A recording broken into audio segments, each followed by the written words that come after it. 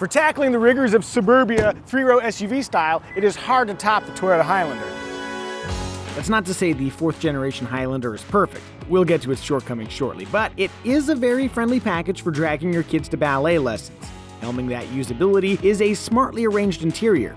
8 seats come standard, with 7 passenger cabins offered on higher trims. Note, the fanciest platinum trim, which of course we're testing, #BlueBookLife, only comes with second-row captain's chairs. Second row space is excellent for I, the ultimate average human male, but if I bravely move back 1 row, things look a little bit dimmer.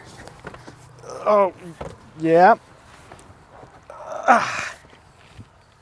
Let's save this one for the kiddos.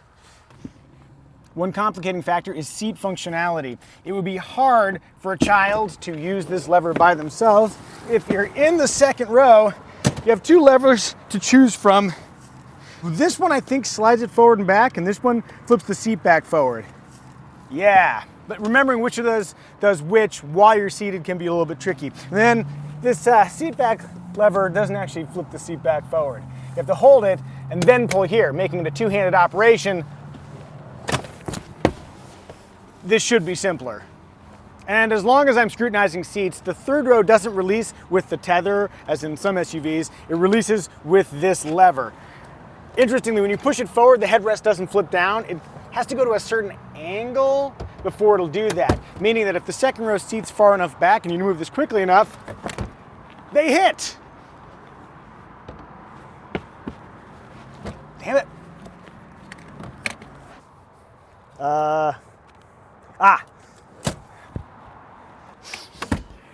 Hey, that was so easy. This gets easier the longer you live with the car, but man.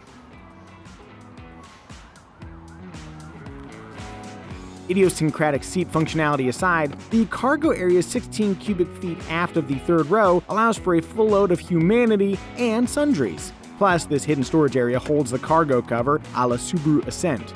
Lovely. In full drop seat cargo mode, the Highlander tops out at 84.3 cubic feet. That puts it in league with the Honda Pilot and Ford Explorer, but behind the big ol' Chevy Traverse. Of course, the most important measure of any vehicle is the Micah Musio Elbow Comfort Index. With my hands on the steering wheel, the inboard position is fairly soft and comfortable, even though it has this roll top mechanism. Nicely done. However, the outboard is unavailable to me if I'm holding onto the steering wheel. I'm going to rate that an emotionally distant squirrel. More positively, seat comfort is excellent. There are very few pressure points in these Highlander seats, as is the case with most Toyotas. Rounding out the interior, we find nice materials, especially in this indulgent platinum trim, a gauge cluster seatbelt indicator to verify your kids' self-preservation instincts, a rear seat reminder so you don't leave anything important behind, 5 USB ports, though none are in the 3rd row, handy bins built right into the dash, and this soft roll-top console cover hiding a generous storage area and an optional wireless charging pad. Lastly, our 12.3-inch display is big, but I wish the backup camera were higher resolution and the Entune interface could use a slicker aesthetic, assuming, there we go, that's what it looks like. On the other hand, it does have a 360-degree camera system, and with a push of a single button here by my knee, you can do a clean sweep around the entire vehicle, ensuring you're clear for takeoff. Oh, I can even see the cigarette butts from here. Cool. Lower trims use an 8-inch display, but simple functionality and standard Android Auto and Apple CarPlay smartphone connectivity make it a fine interface. And now, let's briefly hit on the superficial. The latest gen Highlander has a sculpted, styled, muscular quality you might like. Or you might not. I think this hood headlight gap is a little bit weird, and this crossbar feels awfully Subaru Outback to me. It's not necessarily my style, but if you like the Toyota Highlander, I'm glad you found an SUV to love. All right, let's skew mechanical. That's the standard 3.5-liter V6 teamed with an innocuous 8-speed automatic transmission. It's a pairing that's happy to blast you up to freeway speed or tow 5,000 pounds. When not towing, the V6 returns fuel economy that's typical for the segment, with all-wheel drive inflicting a minor toll at the pump. Interestingly, the V6's all-wheel drive system features torque vectoring abilities. That means the system can overdrive the outside rear tire, helping the Highlander turn with greater agility. Hey, if you're going to brave the Costco parking lot, you need every advantage you can get.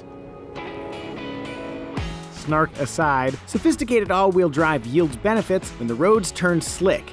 There are also 2 off-road modes you can activate via this knob, plus 2 on-road modes engaged with this rocker switch. I'm not sure why they have different controls for on and off-road settings, and I'm also not sure why you haven't subscribed to Kelley Blue Book's YouTube channel yet. If you haven't, please do. We've got new videos every Monday and most Thursdays. Hooray for self-promotion, and hooray for pliable road manners that obscure the mean streets over which we drive. The Highlander's nature is well suited for domestic living. It's smooth, comfortable, has a tight turning circle, and it's not particularly exciting. You'll want to save your excitement for the Bachelorette finale. Ooh! Let's also acknowledge the Highlander Hybrid. 243 total horsepower, a stellar 36 combined MPG, and a modest $1,400 premium over the V6, it might be the best Highlander of the bunch. Starting a touch under $36,000, including destination charges, the Highlander looks pricey among 3-row midsize SUVs, landing about $3,000 higher than a base Honda Pilot. However, that price disparity is justified by a lengthy standard equipment roster with smart key access, 3-zone climate control, an 8-way power driver's seat, and the Toyota Safety Sense suite of driver assists, featuring full-speed dynamic cruise control, lane keep assist, and automatic emergency braking with cyclist and pedestrian detection. Golly, that's a lot of gear. Higher trims offer grander indulgences like a foot-activated power liftgate, a panoramic roof, leather, and 20-inch wheels replacing the standard 18s. At maximum swank, an all-wheel drive Highlander Platinum trim peaks around $51,000. Though it faces a panoply of alluring competitors, the Toyota Highlander has one big advantage: A cavalcade of enthusiastic buyers who absolutely adore Toyota. That reputation is not to be ignored. Perceived reliability and enviable resale values have a massive effect on the ownership experience. So, are you a risk-averse driver who just wants an SUV to haul around your family free from complications? If so, the Toyota Highlander remains an obvious choice. This is what I sound like when I'm sitting in the car, but you don't know, because we cut it out. I do-ba-do-do-boop, gonna talk. For tackling the rigors of Suburbia 3-row SUV style, it is hard to top the Toyota Highlander. Back to talking just like this. This is how I always talk.